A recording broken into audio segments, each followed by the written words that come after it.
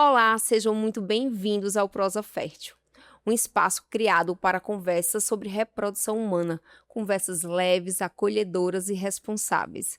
Aqui vamos receber médicos, profissionais da área de saúde, tentantes, casais que já realizaram o sonho da maternidade e da paternidade, porque nós acreditamos que escuta e informação transforma jornadas. E hoje, nosso primeiro episódio, temos aqui um convidado super especial. Faz parte da minha história pessoal e a história da reprodução humana no Vale de São Francisco.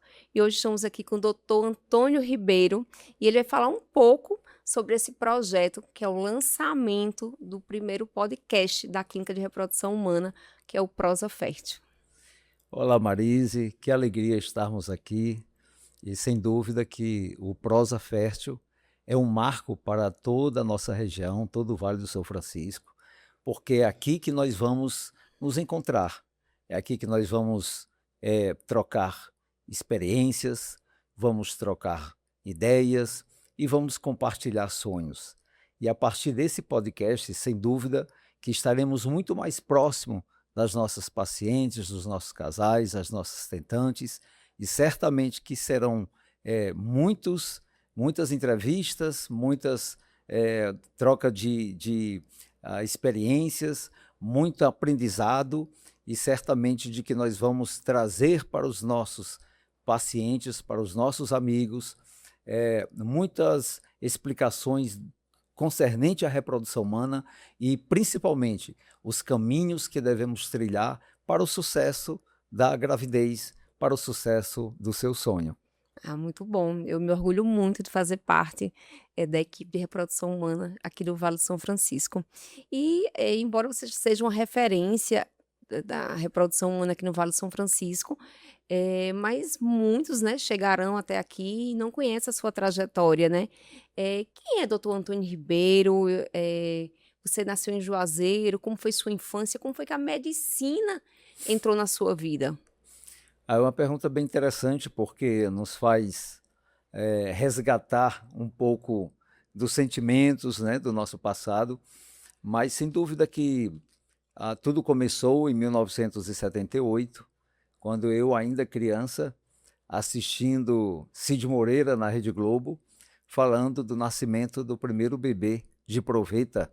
Naquela época chamava bebê de proveta, hoje fertilização in vitro. E em 1978, eu ainda criança, assistindo aquele noticiário da Globo em preto e branco, eu me encantava, meus olhos brilhavam e eu dizia para mim mesmo, isto é um sonho, isto é coisa do outro mundo. Mas aqui estou, graças a Deus, realizando este sonho na minha vida e principalmente na vida de todos os nossos casais que nos procuram com este sonho de formar uma família, de ter o seu bebê e de construírem uma vida mais feliz. Então, a minha jornada começou aí. Ao longo dos anos, eu fui estudando aqui mesmo, em Petrolina, em Juazeiro, e fui aluno antigo do Rui Barbosa, do Dom Bosco, e logo depois eu fui para Salvador. Meu pai me encaminhou para estudar em Salvador, e lá em Salvador, então, eu consegui a aprovação no vestibular de medicina, e eu cursei minha faculdade na Escola Baiana de Medicina e Saúde Pública da Bahia.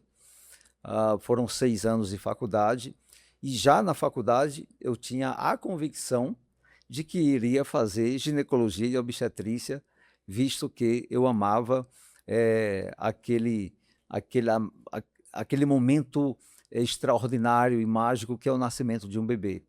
Então, a partir já do 5º ano de medicina, eu já dava plantão e eu já fazia parto, né? Então, eu era um pouquinho à frente lá do prazo, mas ainda estudante já começava a fazer partos. Então, logo depois que eu terminei minha faculdade, eu fui aprovado na residência médica no Distrito Federal, em Brasília. E me mudei para Brasília, morei lá por 2 anos. E lá em Brasília, já no finalzinho da residência médica, eu comecei a imaginar que, além de ginecologia e obstetrícia, eu precisava de algo a mais, algo que realmente pudesse completar ainda mais a minha profissão. Durante a residência médica, eu sempre pensei em reprodução humana, porque eu achava aquele encantador e sem esquecer daqueles olhos brilhando de 1978, quando eu via os noticiários, e eu continuei seguindo, observando os noticiários da evolução da reprodução humana do mundo. Então, por volta de 1999, foi quando eu, de fato, procurei fazer uma pós-graduação em reprodução humana. E aí, já no ano de 2000, começa então a minha trajetória. Eu acho muito bonita essa coragem de abrir caminhos, né, de ser pioneiro, aqui no Vale do São Francisco. Então, hoje a gente sabe, segundo dados da OMS, dados recentes, que 1 a cada 6 adultos pode ter dificuldade em engravidar. Então, o que significa na prática? Todos esses pacientes vão para a fertilização? A indicação é fertilização ou não? Excelente pergunta. O conceito básico da reprodução humana concernente à infertilidade é que todo casal que tem até 35 anos de idade, eles devem engravidar dentro de 1 ano, nesse período em que eles têm atividade sexual, eles namoram, é necessário que cumpra esse período de 1 ano. Então, completou 1 ano, não engravidou, a gente conceitua como infertilidade. Agora, se esse mesmo casal, ela com menos de 35 anos, ela já é portadora de alguma patologia que esteja relacionado à infertilidade, então a gente diminui um pouquinho Quais seriam esse 1 essas ano para 6 patologias? meses. Patologias como a endometriose, como os ovários policísticos, que são as principais doenças que levam à infertilidade na mulher. Enquanto no homem, a varicocele, que são patologias, doenças que a gente vai aqui destrinchar nesse podcast ou em outros, mas sem dúvida que, ao saber que tem uma patologia, nós diminuímos para 6 meses.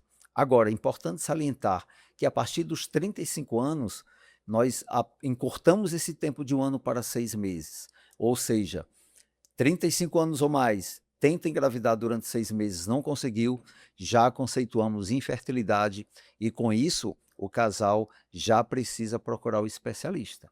Tá. E quais seriam os sinais de alerta, né? Tudo bem que tem a idade da mulher, um fator assim decisivo, relevante, até 35 anos, aguarda-se, né? Espera-se que engravide com 1 ano, 35 a 39 anos, 6 meses. Mulheres a partir de 40 anos devem buscar de forma imediata. A gente sabe que tem essas doenças associadas, endometriose, SOP, mas existem sinais de alerta, por exemplo, aquela mulher que porventura ela tem um ciclo menstrual irregular, então é um sinal de alerta, dores, por exemplo, né, então poderia falar um pouco mais Muito sobre bom. esses sinais de alerta? Existe sim esses sinais de alerta, tanto no homem quanto na mulher. Especificamente na mulher, a gente sabe que a patologia que mais causa infertilidade é a endometriose, associado com os distúrbios de ovulação. Quando nós falamos de distúrbio de ovulação, estamos falando de diversas doenças hormonais, mas sem dúvida que os ovários policísticos em primeiro lugar. A endometriose ela vem, e hoje nós sabemos que metade das mulheres inférteis tem endometriose, ou seja, 50%. Isso é um número muito preocupante. 1 em cada 8 mulheres no mundo tem endometriose. Então veja, quando a mulher ela tem uma queixa que nós chamamos de dismenorreia, que é aquela cólica intensa durante a menstruação, então ela percebe que aquilo é diferente comparado com as outras amigas, ela percebe que algo não está normal e que, com o passar do tempo, ela também tentando engravidar e não consegue. Então isso é um sinal de alerta. Como você bem falou também, o ciclo menstrual é sem dúvida o principal, porque quando ela percebe um atraso menstrual ou que ela está tendo mais de um sangramento dentro de um mesmo ciclo, isso pode ser um sinal de alerta de algum distúrbio de ovulação, consequentemente um distúrbio hormonal, ou pode até ser uma patologia intrauterina. Pode ser um mioma, pode ser um pólipo, pode ser uma hiperplasia, pode ser adenomiose, essas doenças que também causam sangramento e também causam infertilidade e até aborto de repetição. Então, existem realmente muitos sinais na mulher que podem alertar quanto à necessidade de procurar o especialista. Já no homem, sem dúvida que, além do tempo de espera tentando engravidar sua parceira e não consegue, mas clinicamente nós pensamos mais no homem quando falamos em varicocele. Então, aquelas veias tortuosas no testículo, ele começa a observar que algo está diferente, como se fosse aquelas varizes nas pernas que a gente vê mais na mulher, o homem também pode ter na região testicular. Isso é um sinal de varicocele, que é a doença mais relacionada à infertilidade do homem. É importante a gente aproveitar o alcance desse episódio para falarmos da possibilidade da infertilidade de atingir o homem e atingir a mulher e ambos, né? Então, você poderia falar em forma de percentual, qual a probabilidade de ser um fator apenas feminino, apenas masculino, ambos, porque hoje, infelizmente, ainda existe essa barreira, esse preconceito, talvez um pouco mais forte até pela região, de achar que a causa é feminina. E, na realidade, a probabilidade é a mesma de ser fator masculino e fator feminino, né? Eu sempre falo quando um paciente, por algum motivo, passa por mim, que não existe culpa, né? Existe causa, que pode ser a causa feminina, a causa masculina, pode ser uma causa mista, né? Que os dois têm um fator. E aqueles 10% que a literatura diz, não é isso? Que pode não ser identificada ali a causa. E muitas vezes existe sim uma causa, mas não foi bem investigado, né? Enfim. Mas qual é esse percentual de ser um fator feminino, um fator masculino, os dois, e sempre lembrando que o sonho é do casal, né? Então, não existe culpados, não existe um diagnóstico, e que ele precisa Perfeito. ser É, tratado. e é isso mesmo que você falou. A gente costuma hoje dizer que a culpa não é dela, não é dele, mas o problema é do casal.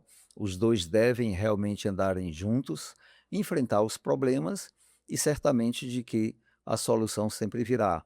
Ah, a gente sabe pela literatura que 40% das causas de infertilidade, o problema está na mulher, 40% no homem, 10% quando os dois possuem algum problema e 10% a literatura descreve como infertilidade sem causa aparente.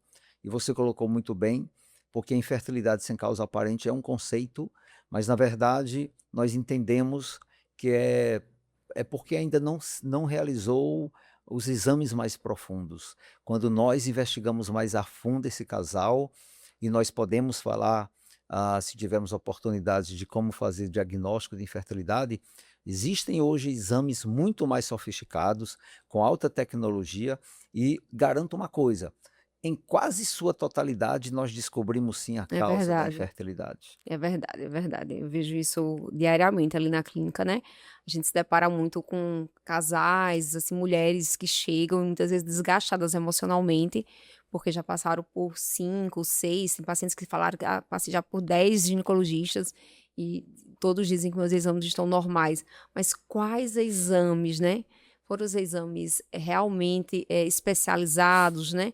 Eh, um exemplo, um exame que muitas mulheres falam: "Ah, eu faço todo ano o preventivo", né, que é bem comum, Aham. e a transvaginal, mas não são exames, voltados para a investigação de um casal infértil, né. Inclusive, me permita, ah, até de 2000 até 2016, 17, nós trabalhávamos com a baixa complexidade, Eu vou já né? adentrar. Vai adentrar esse assunto.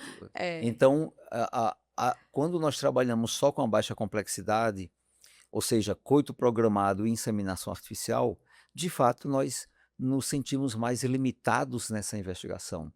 Quando nós adentramos a complexidade da reprodução assistida, da reprodução humana, é que a gente começa a observar que a infertilidade sem causa aparente, ela praticamente ela desaparece, porque então nós nos aprofundamos nos exames e conseguimos sim diagnosticar. então, né, estava aqui previsto para o próximo bloco. No início você trabalhava com reprodução humana ali de baixa complexidade, né, então a reprodução humana você está na reprodução humana desde ali da residência, que você já vislumbrava essa possibilidade de trazer essa novidade para o Vale de São Francisco, esse pioneirismo da reprodução humana de baixa complexidade. Então, você começou ali por muito tempo na baixa complexidade, um coito programado, uma inseminação, então algo ali de baixa Inclusive, é complexidade. importante salientar que foi em 2001 que nós realizamos a primeira inseminação artificial Exatamente. do Vale de São Francisco, com sucesso,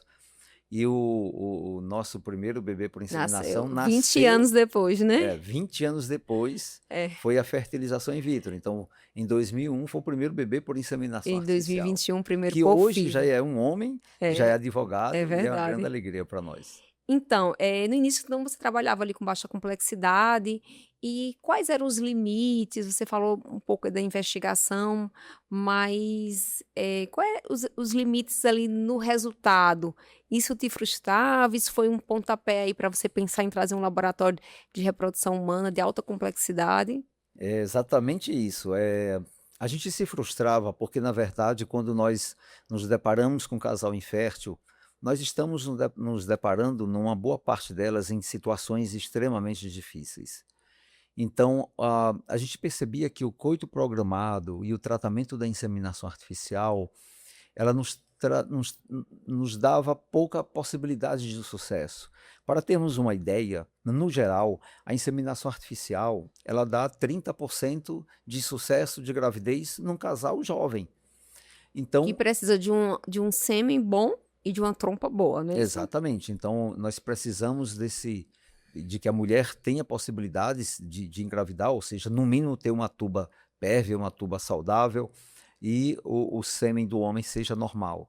Então, qual o grande problema? O grande problema é que nós temos cada vez mais observado que os homens estão ficando mais inférteis. Aqui no Vale do São Francisco, o nosso desafio ele ainda é muito maior, porque a gente observa que me parece que os homens aqui são mais inférteis do que em outros lugares. Talvez esteja muito relacionado ao grande contato com pesticidas e agrotóxicos. Isso tem deixado me deixado muito preocupado com isso. Existe um exame específico que a gente faz lá na clínica, que é o teste de fragmentação do DNA espermático, e a gente vê muita fragmentação dos espermatozoides, e eu tenho observado que é muito provável que a literatura mundial vá cada vez mais se debruçando de que os homens estão ficando mais inférteis do que as mulheres.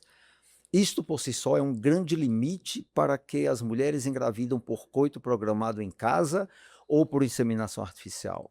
E isso foi o que me frustrava no passado.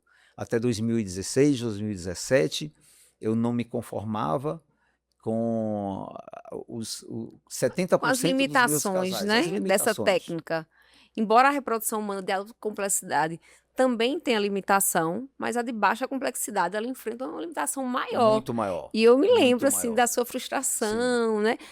A alegria, bem verdade, daqueles que conseguiam, mas aquele beta negativo mexia muito com você. Se eu tivesse 10 beta positivos no dia e um negativo, aquele negativo não me deixava comemorar os 10. E nem tinha 10, né? Assim, pela Não, probabilidade, não é tinha. apenas uma metáfora, mas na verdade, assim, a reprodução humana, a gente tem que. É isso, a reprodução humana, a gente tem que acolher o casal. A gente tem que sentir as mesmas dores, as mesmas Tem uma escuta necessidades. ativa, né? A gente escuta, a gente compartilha os dilemas, as dúvidas, as frustrações, e a gente acaba se alegrando com os beta positivos, mas também Verdade. acaba Sentindo sentindo muito. muito os beta negativos. E, além de tudo, além de sentir, a gente também tem que ser forte e dizer para os nossos casais que ainda não conseguiram. A persistência, a perseverança é o caminho do sucesso. É verdade. Então, essa frustração, eu me recordo de um momento assim bem específico que você pensou em parar a reprodução humana, e ali, no meio daquela frustração, também foi um combustível para você se especializar ainda mais, passou um tempo, né, fora. E como foi que surgiu aí, nasceu a ideia de montar um laboratório aqui em Petrolina, né? Quando a gente se refere a Petrolina, é no Vale de São Francisco, porque parecia algo muito distante, né? Quando a gente vê que a gente se recorda das notícias no Jornal Nacional, por exemplo, que eram os famosos que faziam fertilização in vitro. A gente vê que Maceió, Sim. capital de Alagoas, até hoje não tem um laboratório. Outros estados, Outros né? estados do norte não têm. Então, assim, É um marco co- para é, o Vale. é. Então, quando nasceu esse desejo, né? Foi a partir da frustração que você pensou até em desistir, né? Eu me recordo muito bem disso. Mas também serviu ali de combustível, né? Esse desejo Sim. de moveu você. Sim. Essa luz, ela brilhou, eu agradeço a Deus, a você. Ai, obrigada. Quando de fato eu pensava em desistir da reprodução humana, e, e assim eu agradeço muito a Deus porque Ele te usou naquele momento em que eu estava querendo parar, desistir, e você disse: não, nós não vamos desistir, nós vamos avançar. E esse avanço passou por muitas renúncias. Foi quando eu decidi ir embora para São Paulo e fazer lá no hospital, na Santa Casa, em São Paulo, fazer minha primeira especialização em reprodução humana assistida. Então eu fiquei um ano na Santa Casa e aprendi muito. Agradeço muito o meu primeiro mentor, o Dr. Eduardo Buzo, que tenho muito no meu coração. E, enfim, depois da Santa Casa, a gente foi para o Instituto de Medicina Reprodutiva de São Paulo, que é o GERA, onde eu fiz R1, R2, Acho que já R3. perdeu as contas dos R's, Isso, né? virei monitor e hoje sou professor, É. professor auxiliar lá do GERA, ao lado de Dr. Jorge, doutora Marise, Dr. Fábio, e então nomes de grande expressão na reprodução humana no Brasil, por que não dizer no mundo.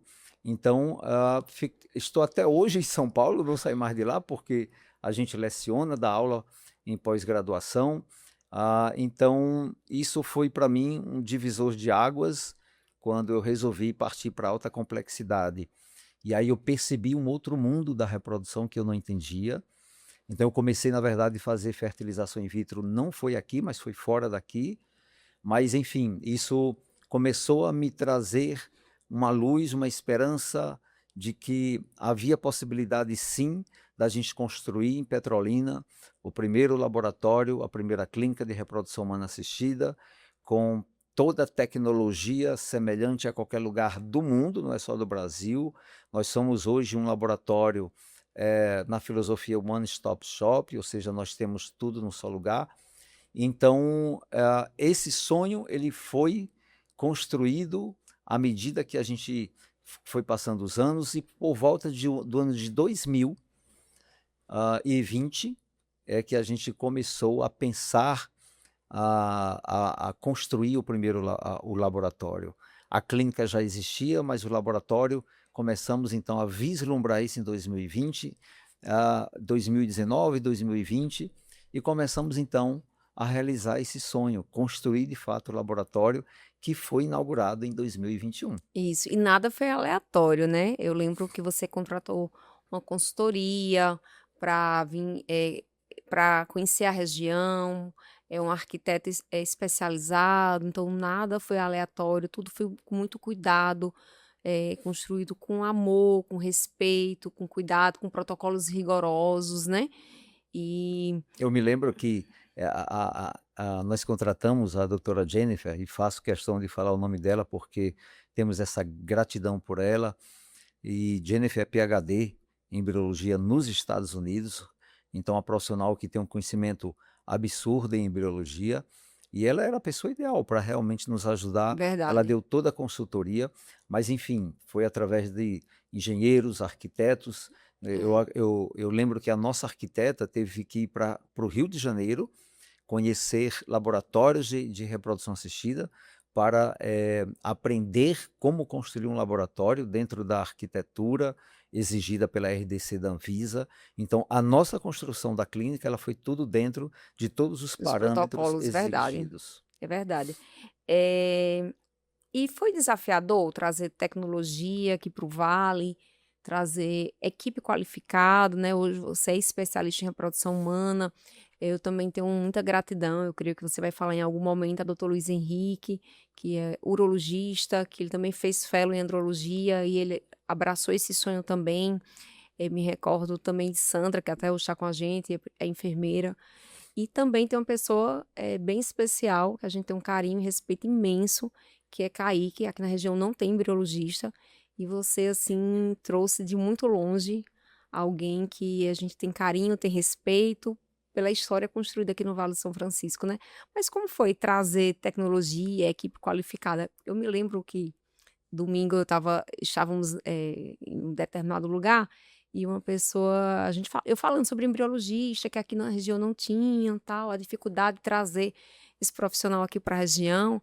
Aí, uma pessoa até próxima a mim, ela ficou surpresa, porque ela disse que achava que tudo era a gente que fazia. Não, de forma alguma. Existe uma equipe multidisciplinar, existe também psicóloga, existe a nutricionista, enfim, é uma equipe multidisciplinar, mas diretamente ligada à fertilização, um dos profissionais mais importantes, além, obviamente, do especialista, é o embriologista, que na região até hoje não tem, né? A gente tem 2 Exato. embriologistas que não são da cidade, né? Então, me diz aí esse desafio de tecnologia, de Então, equipe, é, né? E também é um desafio que a gente precisa formar também alguém daqui, né, para é seguir também, verdade. né?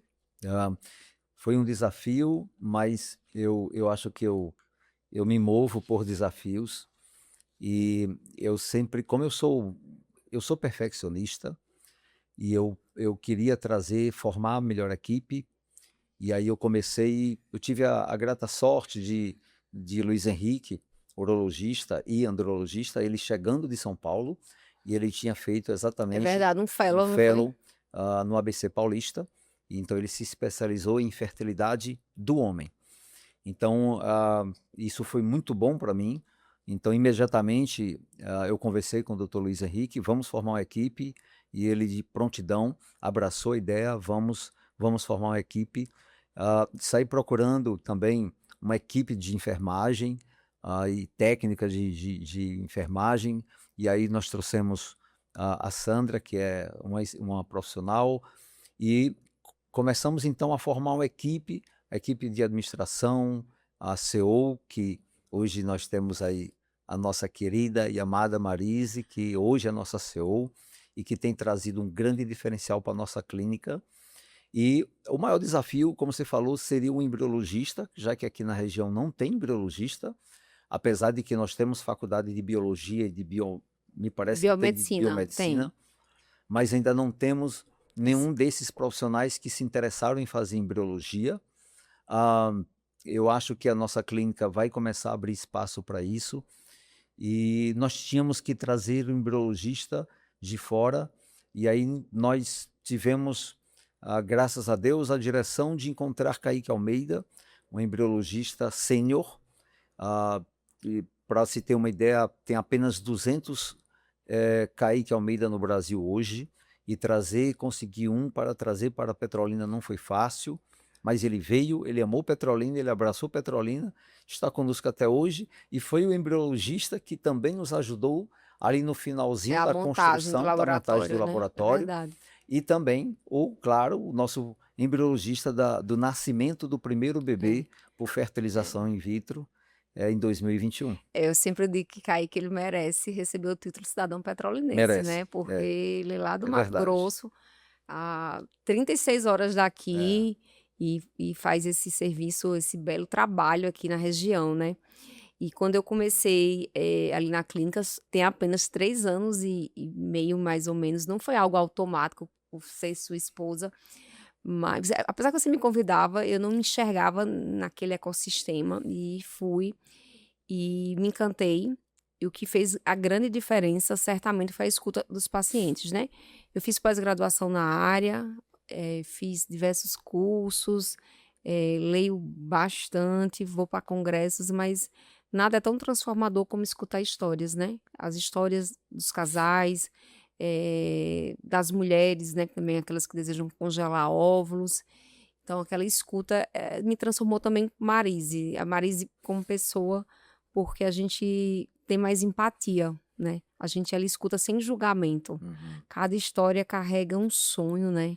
Então, assim, muitas vezes a paciente dá tudo que tem por aquele sonho, né? Então, cabe a nós dar o nosso melhor também, né? Então, eu respeito muito cada história que chega ali. E o que a escuta ali, o seu dia a dia com os pacientes, que mais te ensina, que nenhum curso que você já fez, nenhuma pós, nem a residência, nem seu curso que você fez na Espanha, te trouxe, né? Que é que de ensino.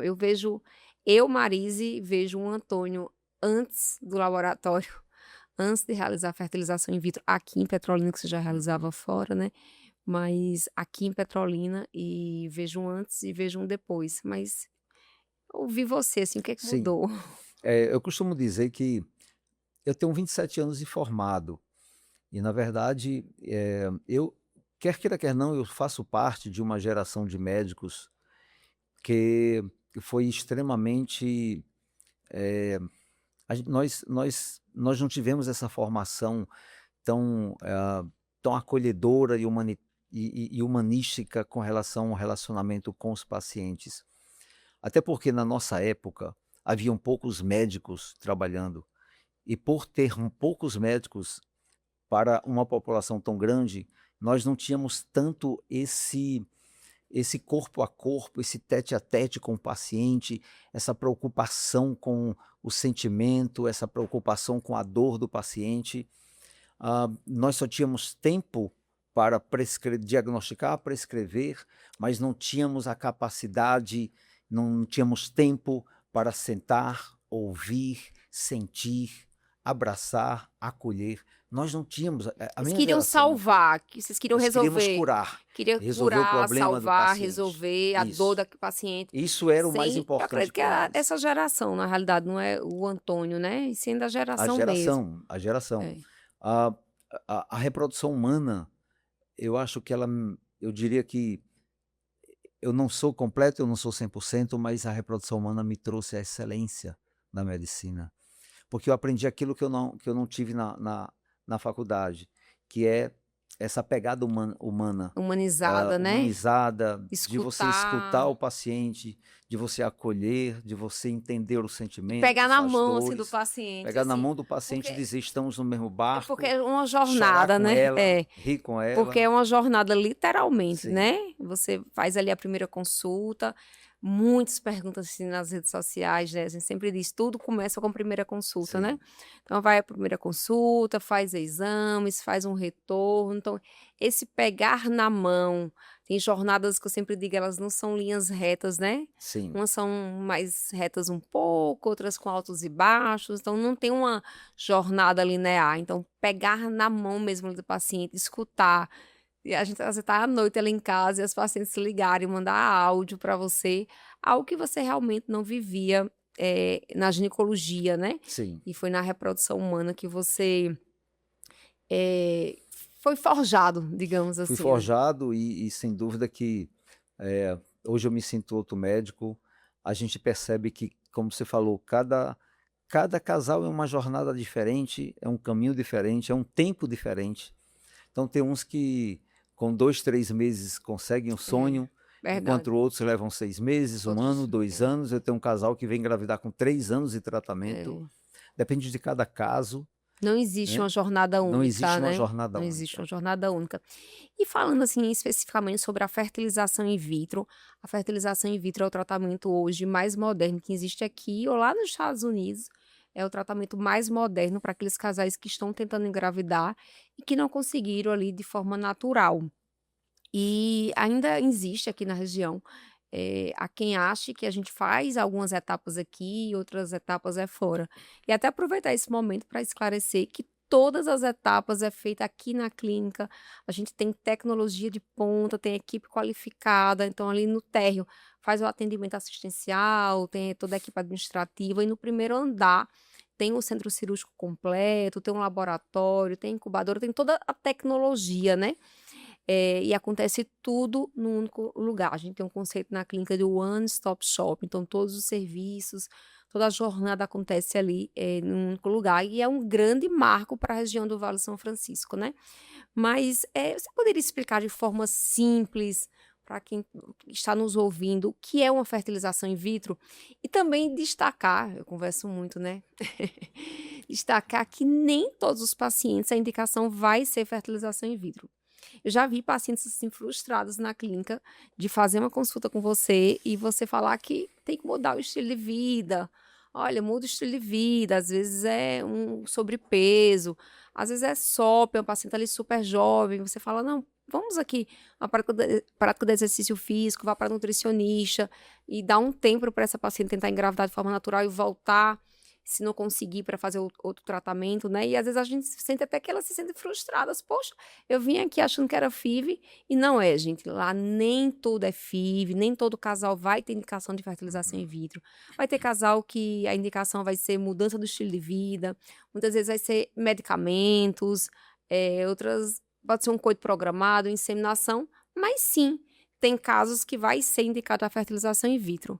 E o que me chama a atenção que muitas vezes, ou a maioria das vezes, a indicação da fertilização in vitro é justamente pela busca tardia de um especialista, que já chega então ali com a idade mais avançada, muitas mulheres pensam que engravidar após os 40 anos liberou, engravidou.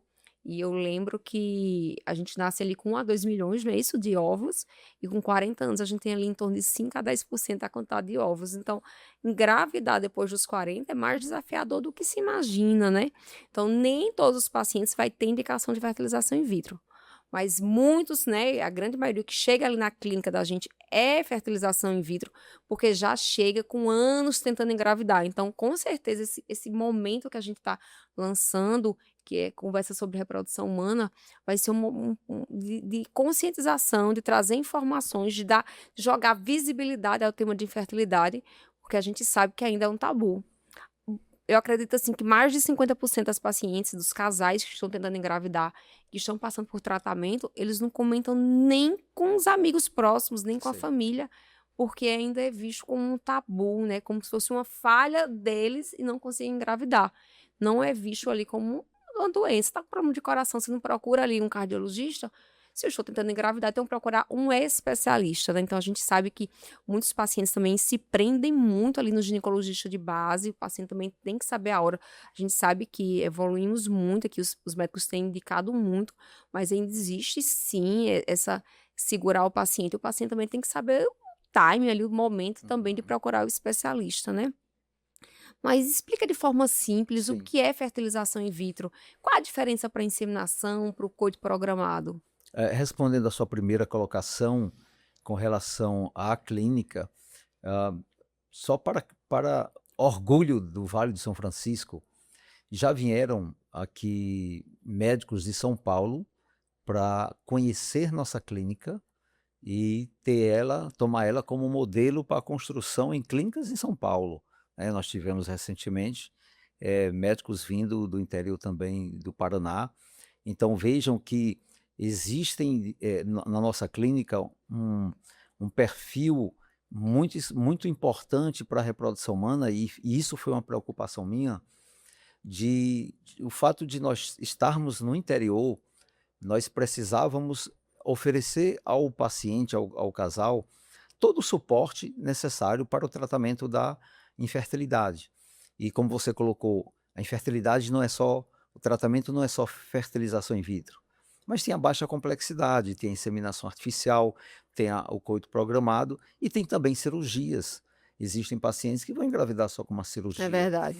E também tem todo o suporte de investigação.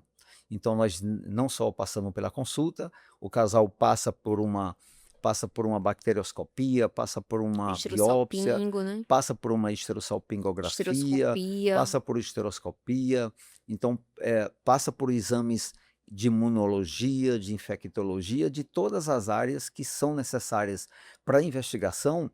Nossa clínica hoje, ela está preparada para fazer tudo, aquilo que nós falamos, que o casal não precisa ir para outro lugar. Ele faz tudo ali no mesmo lugar, com a mesma equipe de profissionais, e o melhor de tudo isso, que eu sempre defendo essa tese, de que o médico que faz que faz tudo ali num só lugar, ele tem um conhecimento mais Uma profundo segurança, dos né? problemas do casal. Então, isso traz uma segurança muito grande, uma robustez, e por isso que nós temos resultados bastante satisfatórios. Então, a clínica hoje, ela consegue inclusive fazer cirurgia. Se a paciente ou o homem precisa fazer de uma cirurgia de infertilidade, nós realizamos tudo num só lugar. Para se ter uma ideia, fazemos inclusive reversão de laqueadura, fazemos cirurgia de Reversão de vasectomia reversão de também. vasectomia. Então, isso é muito importante, e isso traz uma segurança e tranquilidade para o É casal. verdade. E eu te garanto uma coisa, porque a grande maioria dos serviços de reprodução humana não fornecem tudo num só lugar, enquanto nós sim temos essa alegria de dizer que temos tudo num só lugar, e eu penso que isso é um segredo do nosso sucesso, do porquê nós temos Um resultados tão grande bons, diferencial, um né? diferencial. Mas, falando do passo a passo da fertilização in vitro, o casal passa pela consulta e ali nós solicitamos os exames para o casal de investigação. Então, ela faz a ultrassom, de preferência no mesmo dia da consulta, já faz ali a bacterioscopia ou a esteroscopia, a esterossalpingografia, já faz todo o aparato de exames, inclusive laboratoriais, exames de sangue, já fazemos tudo num só lugar. E aí a gente já em poucos dias tem um diagnóstico completo do problema da infertilidade do casal. E fazemos no homem o espermograma, o teste de fragmentação do DNA espermático, que é um exame mais profundo de investigação da infertilidade do homem. Feitos os exames, o casal imediatamente volta para o retorno e ali nós já ajustamos todos os problemas inerentes ao casal. Então já fazemos ajustes hormonais, ajustes metabólicos, Nutricionais, né? nutricionais, temos uma nutricionista na clínica, temos uma psicóloga e fazemos questão que as nossas pacientes passem por toda a equipe. Então isso fará com que o paciente, o casal, sinta-se muito seguro. E essa segurança é que vai trazer uma probabilidade maior de acerto, de sucesso, que é exatamente o bebê em casa. O sucesso não é só gravidez, mas o sucesso É é bebê em verdade, casa. é verdade, é verdade. Mas explica aí a técnica da A fertilização in técnica da vitro. fertilização in vitro. Então, feito Essa daí é a todos os exames, jornada. essa é a Gente, jornada. fertilização in vitro não é um procedimento, é uma jornada, literalmente, né? É. Então, a jornada da FIV, ela se completa ah, Ela começa na consulta na inicial, consulta inicial. né? Passa pelos Mas, exames e logo imediatamente, no próximo mês, se tudo estiver ajustado, já começa então o então, tratamento propriamente dito. sempre perguntam, né? Quanto tempo para fazer a fertilização? Gente, isso é muito Muito relativo. relativo. Então, um tempo médio entre fazer a consulta, exames e retorno e iniciar a fertilização, normalmente é 90 dias. Isso. Mas tem casais que demoram um pouco mais a realização dos exames, tem casais que, quando volta para o retorno, precisa fazer outro exame, porque descobre ali um fator, então vamos investigar aqui um pouco mais. Então, não existe uma jornada assim que linear, né? Então, mas em média, entre primeira 90 consulta dias. e iniciar a fertilização, 90 Eu dias. penso que a gente deve aproveitar esse momento tão importante do nosso Prosa Fértil, de trazer essa informação para os nossos casais. O que é que a gente observa na consulta? Que muitos chegam com muitos problemas. E o que mais me preocupa, e tem me preocupado aqui no na nossa região, o índice de obesidade, de casais que não estão se alimentando de forma adequada, vícios como álcool, como tabagismo, até Drogas, cigarro né? eletrônico, uso de narcóticos. A gente precisa trazer, nesse momento, uma palavra de conscientização Verdade. para os casais que estão tentando. Então, observar que a gravidez, ela exige não só a saúde do óvulo da mulher, mas também a saúde do espermatozoide do homem.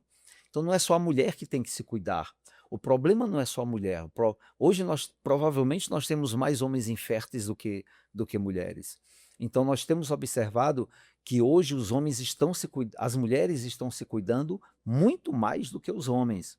Então, antes de uma gravidez, procurar ajustar todos os problemas que de fato podem atrapalhar a gravidez. Fazer uma atividade física, de preferência aeróbica, fazer uma caminhada já é mais do que suficiente para trazer uma saúde cardiovascular, uma perda de peso. Ah, Sono sono adequado. adequado, é importante se livrar das redes sociais, das telas e dormir bem. A alimentação, evitar alimentos industrializados, enlatados, fast food, açúcares exagerados. Então, ter uma alimentação mais balanceada, à base de legumes, frutas, verduras, grãos, Proteínas, né? proteínas, de preferência uma alimentação mais proteica, ah, e com tudo isso, atividade física, uma alimentação saudável e cuidar bem da mente, ter o cuidado de tranquilizar-se com relação à ansiedade, tudo isso é importante para que você já chegue no especialista de forma adequada. E aí a jornada se torna mais É curta. verdade. Mas quando o casal chega com vários Os problemas, ajustes, né? para se ter uma ideia, essa semana eu atendi uma paciente que ela com 95 quilos, tem lúpus, tem doença imunológica, tem doença de Hashimoto na tireoide, tem miomas, tem pólipos, tem ovários policísticos, hipertensa. Então, Você não pode partir como é para que uma eu vou FIV. partir para uma fertilização in vitro numa Você circunstância tem que dessa? ajustar Eu primeiro, né? preciso ajustar, eu preciso consertar todos os problemas, e muitas vezes a gente precisa de outros É especialistas verdade. que possam nos ajudar para que possa ajustar a saúde desse casal. Ah, eu sinto muita resistência com relação aos homens em querer perder peso, em ter uma dieta balanceada, em parar de beber. Então eu tenho casais que são inférteis porque o homem bebe todo dia, porque usam drogas. Então, nós precisamos trazer essa conscientização de que é necessário cuidar da saúde. Aliás, esse bebezinho que está vindo, esse filho, ele vai querer o papai com saúde, ele vai querer a mamãe com saúde, para que seja uma família feliz.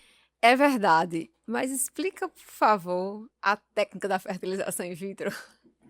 Então, feito isso, a E é porque a gente paciente não está falando de congelamento de óvulos, viu? Nem de é outro sêmen. tema que é outro Hoje podcast, né? estamos falando apenas de fertilização in vitro. E olha a complexidade, né?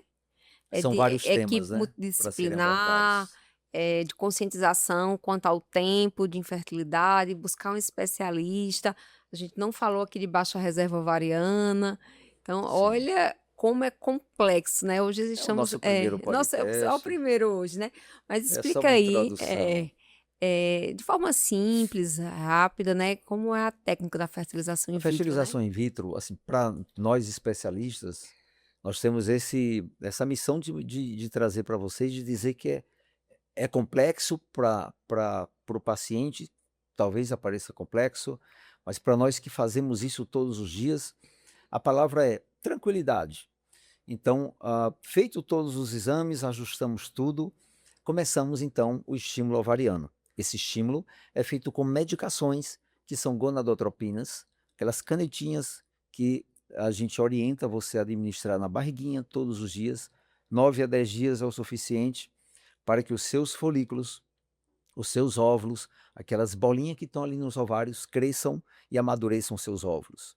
Isso dentro de 9, 10 dias já está pronto. Os folículos estão crescidos, os óvulos estão maduros, então a gente ajusta para coletar, aspirar esses folículos e coletar os óvulos para que sejam fertilizados. Então, mais ou menos 11, 12 dias, nós já estamos aspirando os óvulos. Como é que é feito isso? A paciente é levada para o centro cirúrgico, nós temos uma equipe de enfermagem e temos anestesistas. Hoje, na nossa equipe de anestesistas, temos praticamente 6 anestesistas que fazem parte da nossa equipe. O nosso centro cirúrgico ele é extremamente equipado, mas muito bem equipado. Tanto é, como eu falei anteriormente, que nós realizamos cirurgias de alta complexidade na clínica. Então, por fazer cirurgia de alta complexidade, a aspiração de óvulos é considerado um procedimento ambulatorial, onde o anestesista faz apenas uma sedação venosa, você dorme ali 5 minutinhos e através da ultrassonografia nós aspiramos os óvulos, e esses óvulos eles são coletados em tubos de ensaio, e esses tubos são imediatamente dirigidos da enfermeira para o embriologista. No laboratório de embriologia é que o embriologista vai ali na lupa, no microscópio de alta resolução, ele vai identificar os óvulos e vai classificar quanto à maturidade desses óvulos. Então, a partir daí, o embriologista solicita que o parceiro colete o sêmen por masturbação e ali, aquele sêmen, o embriologista vai fazer o processamento seminal. Ele vai fazer uma seleção dos melhores espermatozoides, aqueles com melhor morfologia, que são mais rápidos, que são mais ávidos e que, teoricamente, são melhores em termos de saúde. E, com isso, ele vai fazer, num microscópio chamado micromanipulador invertido, a injeção intracitoplasmática do espermatozoide. Então, ele pega numa agulha que tem o diâmetro de um fio de cabelo e ele aspira nessa microagulha o espermatozoide e injeta dentro do óvulo aquele espermatozoide. Isto é a fertilização in vitro propriamente dito.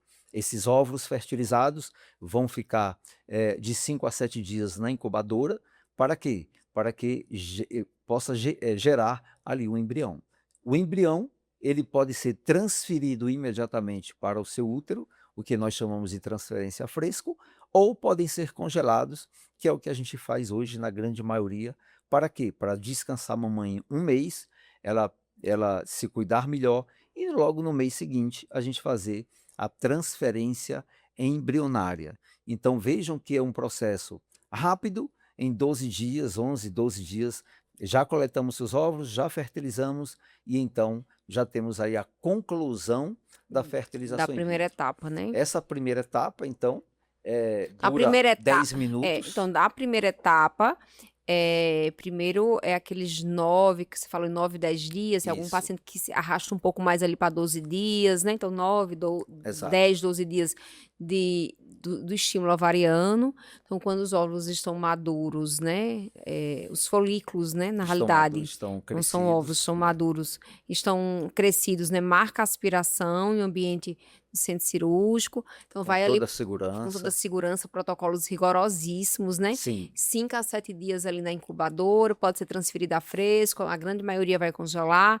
Então, a paciente pode, talvez você vai pedir mais exames ainda, para, por exemplo, uma estereoscopia ou não. Enfim, então, congela os embriões e vai aguardar o momento oportuno para fazer a transferência. Mas é importante a gente salientar que é um procedimento de aspiração de 10 minutos e a paciente fica apenas 2 horas em observação. É tão tranquilo a aspiração dos óvulos que ela só fica 2 horas de internamento. Então, logo depois, ela vai tomar o seu café da manhã, vai lanchar ali com toda a equipe, e a gente sempre compartilhando conhecimento e ali se alegrando todo mundo de cada etapa que ela é vencida. Então, no mesmo dia, a gente já emite um relatório para o casal. Esse relatório vai dizer quantos óvulos foram aspirados, quantos maduros e quantos foram fertilizados e colocados na incubadora. Nós temos hoje, até respondendo uma pergunta que você fez, Marise, os aparelhos. Os nossos aparelhos hoje são de última geração, são os mais modernos. Novos, nós temos né? Novos, todos novos, e são fiscalizados, são revisados anualmente, Validados, né? e validados. Hoje nós temos a validação tanto do Cisembrio, quanto da Secol, quanto da Spectrum, várias empresas que fazem essa validação de que tudo está funcionando adequadamente, e a validação oficial ela é feita pelo Cisembrio, a Vigilância Estadual. Cisembrio é onde a gente faz as informações, né? Dos embriões formados, enfim. Com toda essa tecnologia, com todos esses avanços da reprodução humana, a fertilização in vitro traz esperança para os casais, mas a gente sabe das limitações, né? A gente não está aqui para dizer que você vai lá e vai engravidar. A gente diz que vai empregar ciência, tecnologia, a gente crê também que quem dá a vida é Deus, né? Mas a gente sabe das limitações da reprodução humana, né? Então, a gente viu essa semana durante um curso, né, que são mais de 200 variáveis de uma fertilização in vitro, né? É bem chocante isso. E que mesmo com todo esse avanço, a gente não garante um beta positivo, né? A gente busca garantir uma experiência positiva, empregar tecnologia. Me chama muita atenção do seu protocolo de medicamentos, né? A gente vê alguns protocolos, né, que são questionáveis, digamos assim, mas você usa sempre as melhores medicações, mas ainda assim a gente não pode garantir ali o beta positivo. Isso nos choca muito, né? Isso dói bastante, né? Mas o beta negativo não significa o fim da jornada, né? Muitas vezes significa apenas que precisamos ajustar ali o caminho, né? Então a gente está caminhando, né, para o Sim, final. sim, a gente tem que salientar que a reprodução humana, hoje, ela realmente tem seus altos e baixos. Se a gente for observar na literatura que a taxa de gravidez mundial, ela gira em torno de 50%, a nossa clínica está acima da taxa Bem mundial, acima, né? né? Bem acima. Então, isso nos traz uma certeza de que a nossa clínica hoje, ela está usufruindo dos melhores equipamentos, da melhor tecnologia, da melhor equipe, e isso traz segurança para você, dá certeza de que não tem nenhuma necessidade de ir para uma capital. Aliás, ir para uma capital, além de estar longe de casa, você tem estudos mostrando que o gasto é 30% a 40% a É mais. verdade. Enquanto aqui você está dentro de casa, próximo da sua residência, usufruindo de uma clínica de alta tecnologia, equipe multiespecializada e que estuda, se atualiza e que são professores e que dão aulas para médicos de todo o Brasil e que, sem dúvida, isso é um orgulho para todos nós. E o que você sente? A gente já está aqui finalizando o nosso primeiro episódio, mas o que você sente quando centenas de casais já realizaram o sonho aqui? Quando a gente vê aquele painel de bebês, de famílias formadas lá na clínica, eu me emociono sempre, né? Quando a gente passa por aquela parede, né, com aquele painel que tem aquelas fotos, como se fosse assim, siga, né? Quando a gente recebe as visitas ali quase semanalmente de alguma família que vai mostrar ali o bebê. O que que você sente, assim, quando vê uma família formada, que você foi instrumento de Deus, né, assim, para a realização daquele sonho, né? Eu costumo dizer que eu Você não é quero, preparado para essas perguntas, né? eu costumo dizer que eu quero descansar, tamanha é a luta para chegar Tem uns ao betas que sucesso. quando sai, que eu acho interessante, é que tem até uma mãe que ela tem casal de gêmeos, ela vai ver esse podcast, né, que ela diz assim, que nunca se esqueceu da sua postagem no dia do beta dela, que enquanto essa família está comemorando, eu vou descansar, né?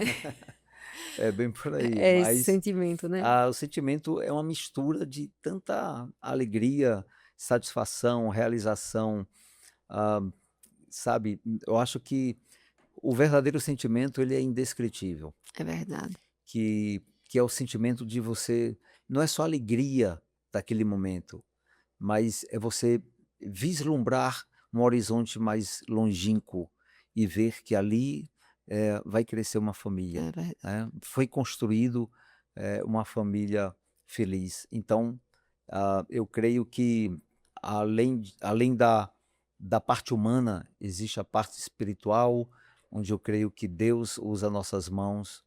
A gente coloca o bebezinho no útero da mamãe, na hora da transferência, o papai está do lado, a gente segura nas mãos, faz ali uma oração, para quem crer, a gente crer. Então, ah, é uma emoção na hora da transferência. Imagino. Ao colocar o bebê dentro do útero, É. muitas choram, a gente chora, a gente se emociona. Tem casais que a E gente chora torce muito, mais. né? É. Então, tem paciente que eu preciso pedir para parar de chorar, porque a hora da transferência tem que estar todo mundo ali quietinho e todo mundo emocionado. Mas, enfim, a transferência embrionária é um momento muito lindo, lindíssimo, e só quem tem essa experiência sabe o quanto é gratificante. Agora, como você falou, o beta positivo, ele é sim o nosso objetivo, mas o objetivo também da experiência do paciente. Mesmo que não seja um beta positivo, o importante é não desistir, continuar tentando. Quem engravida é quem continua tentando e saber que a experiência de passar pela clínica, de conhecer Foi você, de me positiva. conhecer toda a equipe, ela precisa ser positiva. Entendi. Então a gente vê assim que você deu e continua dando grandes contribuições para a medicina do Vale do São Francisco. Foi pioneiro em diversas técnicas, né? Então eu sempre digo assim que outras gerações virão, né? Eu acredito que até seu filho, né? Sua sobrinha também que está começando, mas que você tem um legado, né? Quem virar depois, né? Os que virão depois, né? Vai saber assim que, poxa, o caminho foi aberto por ele, É. né? Que abriu esses caminhos que pareciam ser impossível, né? Mas para a gente chegar ao final, porque senão a gente vai se prolongar muito. Se um casal está tentando engravidar há algum tempo, está enfrentando dificuldade e tiver lhe ouvindo você agora, o que você diria?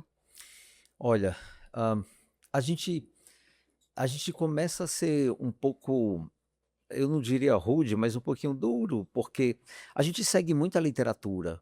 E quando a literatura diz que se você já tem um ano tentando, isso no geral, procure É especialista. verdade. Você pode procurar o ginecologista e o seu ginecologista encaminhar para o doutor Antônio Ribeiro, ou qualquer outro especialista em reprodução humana, mas é sempre isso. É lembrar que um ano é o tempo que eu preciso colocar na minha Ter esse, ter esse, cabecinha ter esse, esse ter parâmetro. esse parâmetro. Sim, Passou de um ano, não procurar.